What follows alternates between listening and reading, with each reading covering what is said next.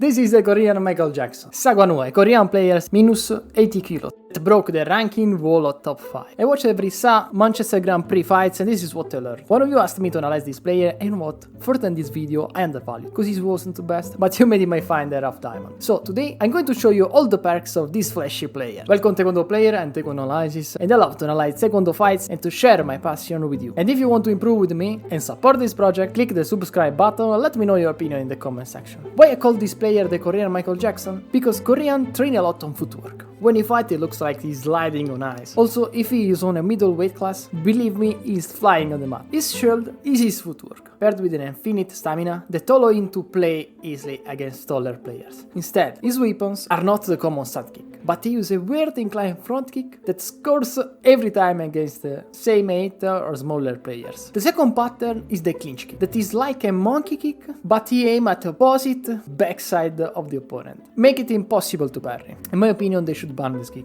As last, he has a disgusting high-speed spinning back kick, and no joke, he has a great muscle reaction, and in a snap, he counters your back kick every single time. So, now that I hyped you with his skills, let's analyze in deep his 3 fights to the top of Manchester Grand Prix. The first match that I advise you to watch because it's the less boring, he shows his great footwork and he is able to dodge easily cut kicks without cancel them. He has a lot of weapons. In clinch, we are going to watch his back kicks, some punch but that is never able to score, and this back kick that can reach the speed of light. This Giga Chat player invented also a new front kick that we can call, as I said, the front monkey kick, and he closed the combo with a perfect spinning hook kick. His most annoying part is the clinch, where he uses this weird hug kick and it takes every single time 2 points. Also his skill to dodge and perform a tornado kick is insane, but in my opinion if you're going to perform a defensive tornado, the chance to land are really low. I prefer much more an aggressive tornado kick, and the reason is that when you attack with a tornado, the opponent is not ready to counter, and is never ready because there are really few players that are able to react in the right moment. And that also happens with the defensive tornado, but if there is a momentum on you,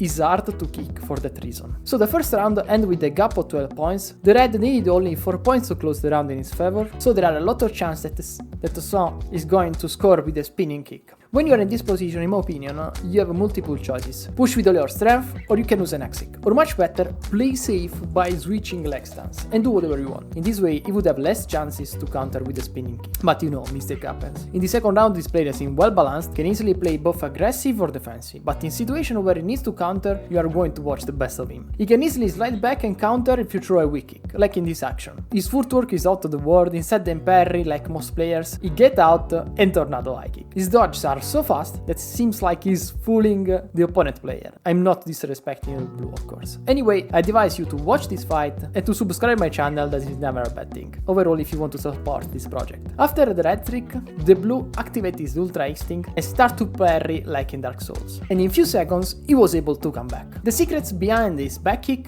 is the practice. This reaction is something that you can achieve only if you train every day on counters. There is an action where he shows some of his weakness that maybe is not as specialized in attacks. So a way to beat this player probably is by counter-attacking and let him start the aggression. There is a blue action where we can learn something. He did a beautiful feint where the red fall in the trap, he scores 2 points, but then nothing, he stops. In my opinion, he should have used this situation by rushing in with multiple kicks, and I'm really sure that he would have unbalanced and scored many points. In every match we can learn a dirty trick, sometimes happen. In the air we can lift the opponent arm opposite to the referee, so he can't watch the action and we can steal 2 points. Remember that I like to talk about dirty tricks, but they does not let you win a fight. They can give you an advantage, so they can help sometimes, but you need to be consistent. And to be consistent, you need to practice, you have to train, and you have to learn how to win by rules. Then you can implement some dirty tricks that can be useful in some situations, but you have to base your playstyle on rules, because it's the best thing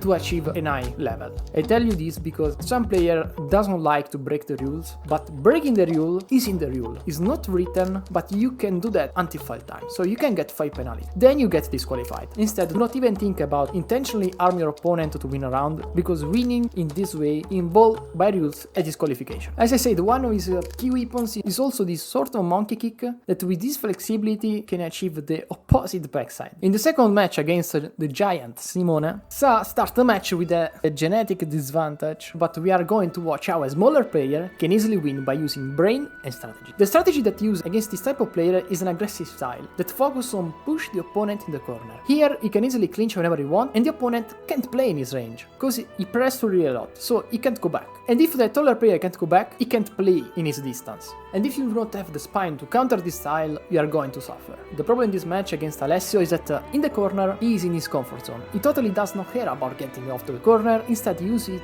as an advantage. Unconsciously, he seems weak in this position, but he is able to respond easily to every single kick, also without getting out of this situation. Meanwhile, most of players in a corner panic and are not able to fight correctly. Instead, he is in his comfort zone, so he's not only dangerous in mid tatami, view is 8, but also in the corner. And this probably is the hardest match for this player. In next competition I want to rewatch this match, maybe we're going to watch Alessio in a better physical shape. Anyway, when you are in a corner for like 95% of the round, your movements are still limited. So first or later you are going to open a little, and this little boy will steal some money from your pocket. But in the very end, his habits to try hard until the last seconds went against him and made him lose a round. The Sa strategy didn't change from the first round, he still pressured the blue and forced him in the corner. In this match, the size does not matter, because the red is able to control the mat. Instead, Alessio is not fighting for it, and he was able to avoid the 14 kicks in the corner. But on the 15, the red find a spot where Alessio didn't gift it for free. We can also watch a cool technique because he uses a sort of outer kick that blocks the opponent's leg and then push the opponent's armor in an open spot. It's really a cool kick that we can learn and we can use to our advantage. This round ends with a dangerous kick that the blue was able to dodge because it's a common kick for this player and you can avoid it by pushing him until he falls. This third round starts with a decent outer kick that I watched a lot in this Manchester Grand Prix and seems to have a nice scoring rate, so I advise you to learn because you do not expect it. The pursuer continue in this round and also if try, push to take some inch of space, Sa didn't allow it. By reducing the Alessio distance, Sa can play in a better fighting zone and has more chance to dodge. In the last minutes we can watch the stamina difference between those two players. In the end, the stamina difference was enough to decide the victory. In the final I found a really smart player that started a lot aggressive with an axe kick and he got a huge lead in the first minute.